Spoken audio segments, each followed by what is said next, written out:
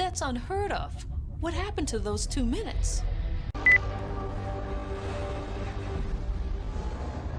These are NASA's unexplained files.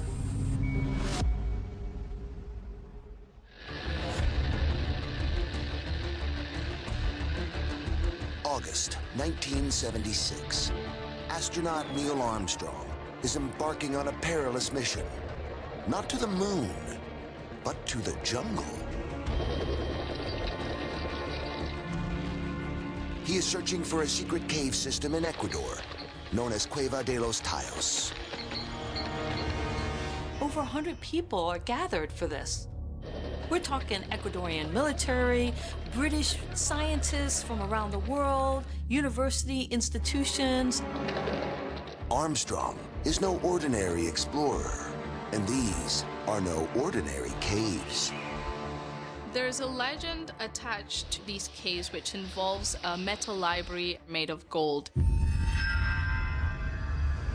There are these books made of metal, inscribed in a mysterious language that no one understands, but presumably that contain some unimaginable store of knowledge just waiting to be discovered.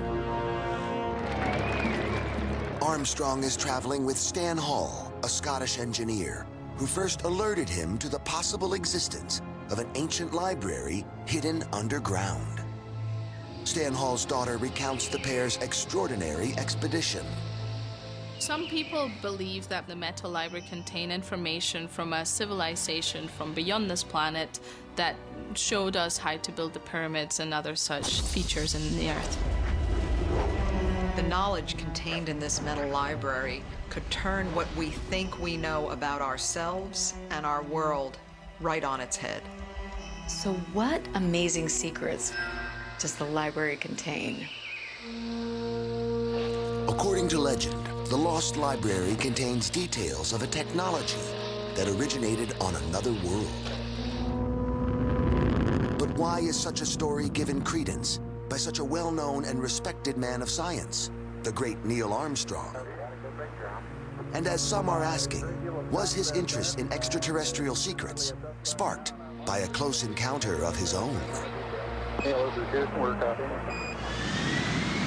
Over 500 million people watched Armstrong land on the moon in 1969 as pictures were beamed back to Earth. That's one small step for man, one giant leap for mankind. But some claim that the transmission was interrupted for a full 2 minutes. That's unheard of. What happened to those 2 minutes?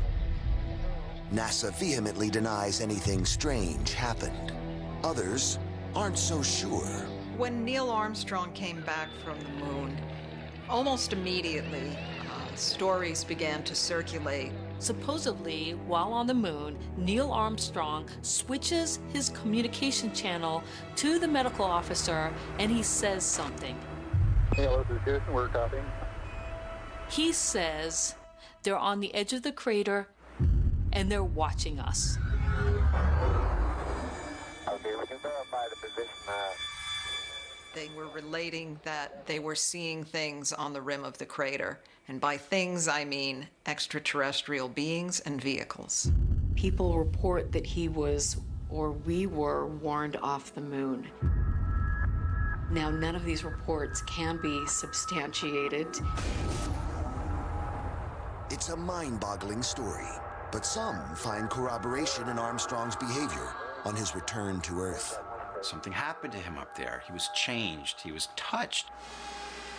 Neil Armstrong returned from the moon and showed what appears to me to be signs of post-traumatic stress. I think that he encountered things on the journey to the moon and on the lunar surface, much closer encounters than simply watching lights out of his cockpit. NASA denies the astronaut encountered anything unexpected on the moon. Armstrong never discussed what was said in the missing 2 minutes of audio. He turned inward. He became a very private person. The one thing that he did do, though, is to go on this expedition into this cave. And we have to wonder, what was he hoping to find in this dark, subterranean world. What did he think was going to be down there?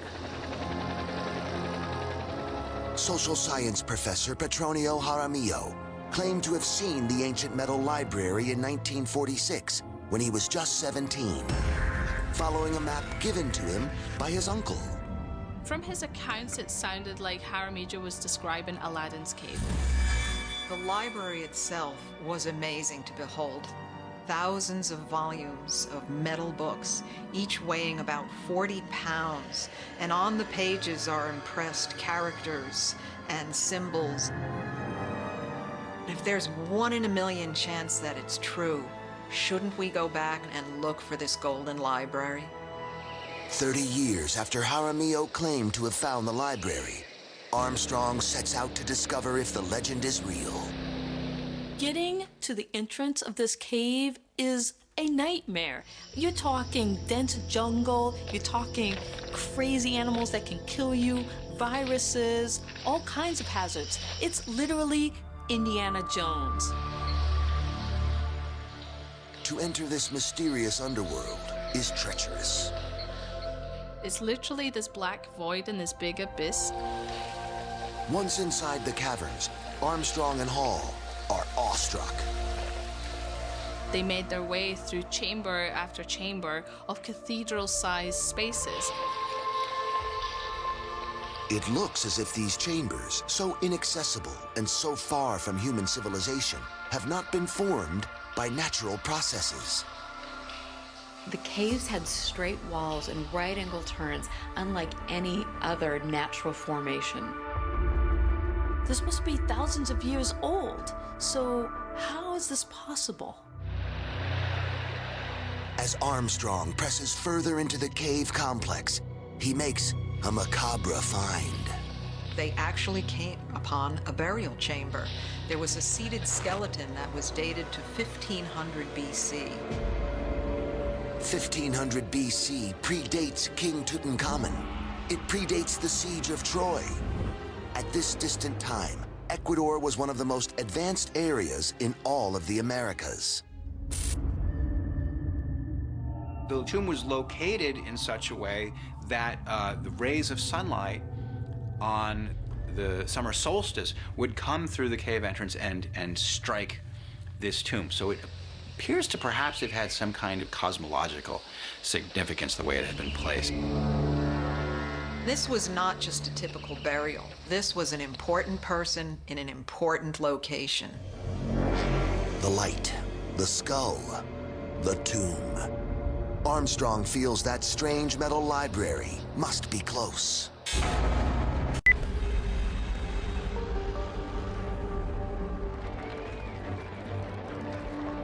For the first man on the moon, a journey to the center of the Earth in search of an elusive, legendary metal library.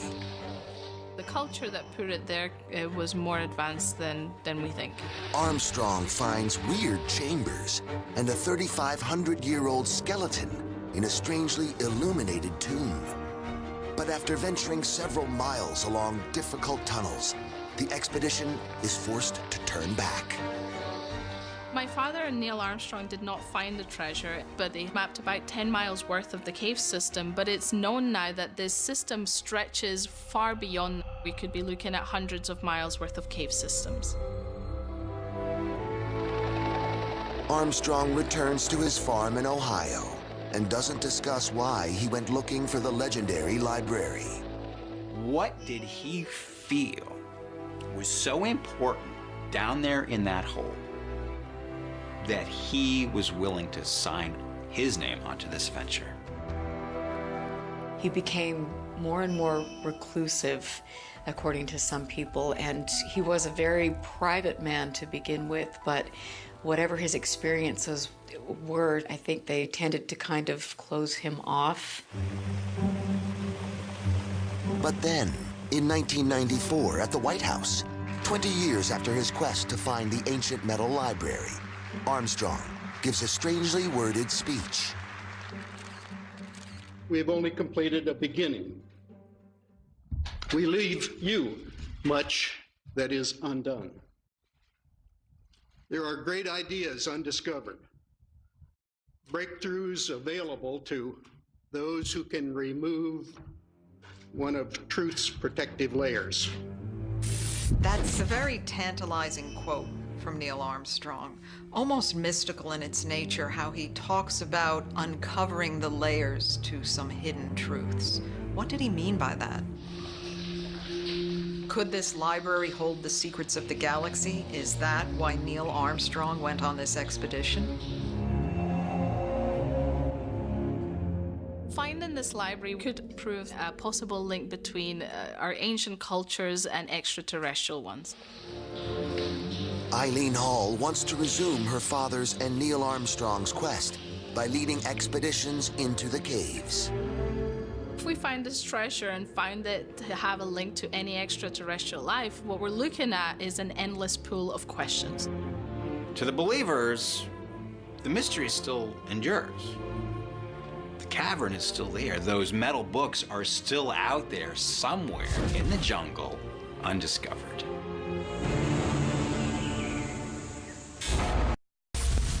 That's unheard